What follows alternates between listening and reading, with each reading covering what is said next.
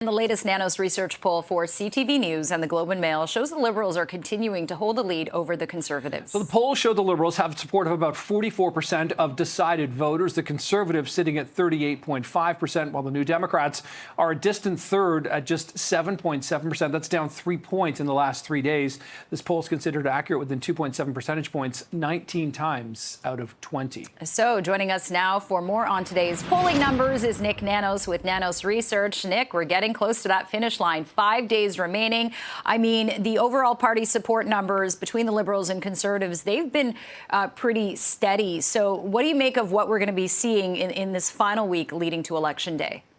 Well, it's going to be a mad dash to the end. You know, there's Ontario, British Columbia. It's interesting that Polliev was in Nova Scotia today because, you know, the thing is that the Conservatives are trailing in Atlantic Canada significantly. They're trailing the Liberals, and they're probably wanting to make sure that they hold on to as many Conservative seats as possible in Atlantic Canada. But, you know, after Pierre Poilievre checks the box at Atlantic Canada, expect him to swing into Ontario because really that's where the battle is. Right now in Ontario, the latest CTV Globe and Mail tracking has the Liberals ahead of the Conservatives 48-40, so still pretty tight.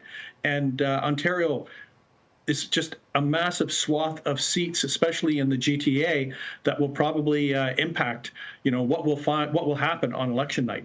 And Nick, of course, we're here. Like last Wednesday was the French language debate. Thursday was the English language debate. It looked like post-debate, Jagmeet Singh and the NDP's had a little bit of a bounce, but they've kind of come back, not back down to earth, but back down to kind of where they were polling throughout the campaign. But neither the Liberals or Conservatives have really seemed to benefit in terms of any post-debate bounce for either leader, it seems. Yeah, it's been fairly flat for the Liberals and the Conservatives. But, you know, the thing is for both of those parties, when you think of the Conservatives at around 39% or 4 out of every 10 Canadians voting Conservative and, you know, 44% of people voting Liberal, those are still amazing numbers. You know, like either one of those numbers, I think in most elections would have won a majority government, either for the Conservatives or the Liberals. But for the New Democrats, it looks like they got a little bit of a bump, a positive bump from Jagmeet Singh and his performance in the French and English debates. But, you know, after a few days of a little bit of an increase in his preferred prime minister numbers and in ballot support, it looks like the NDP are back down to those really low levels that they haven't seen in a few decades. Okay, and also, Nick, you know, over the Easter long weekend, we had advance voting, and about 7.2 million Canadians, a huge number, went out. So I'm curious about what you're seeing in terms of undecideds, because a lot of people have already not only decided, but they've marked their ballots. Yeah, undecided are quite low at around 6 or 7%. So that's exceptionally low right now. You know, I think it's a good story that a lot of people are going out to vote. We probably will. I would expect that we might hit a voter turnout like we saw in the free trade debate, which was in the 70s. And I think that's good for everyone. It also means that things are very competitive. What we don't know from the advance polls is whether one of the front-running parties, and let's just talk about it, the Conservatives or the Liberals, whether either one of them might benefit because of superior organization. Usually the Conservatives are very good at delivering votes in the advance polls. The big question is are the Liberals as good, or are they as motivated in going out to advance polls as the Conservatives traditionally have been in the past? Yeah, and unfortunately, we can't get any data on those numbers just yet. We'll have to wait for Monday, Nick. It's interesting. I'm curious to know historically, when you see a gap of 5-6 percentage points between the Conservatives and the Liberals, 5 days left before, you know, we head to the polls. Do you see this getting closer as the day goes on, or is this kind of in the bank for one party?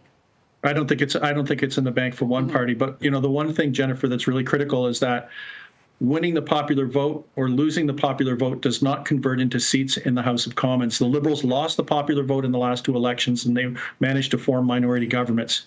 So, you know, the thing is, the Liberals are marginally ahead, like 4 or 5 percentage points than the Conservatives. But the thing is, the Conservative support is not as efficient at converting into seats. And that's really what we should focus on. And, you know, for the NDP at 8, it looks like a complete wipeout, could be a complete wipeout. But if in the close of the campaign they focus on seats that they held, kind of like the NDP in Ontario, it might not be as bad of a wipeout. And I'm sure Jagmeet Singh is hoping that, as some of the polling numbers might suggest. Yeah, so can the NDP hold on to full party status? Can the Conservatives win the vote and turn that into power? We'll find out. Of course, Monday night, Nik Nanos will be prominent in the coverage here on CTV and CB24. Thanks again, Nick, for this morning. We'll talk soon. Thanks, Nick.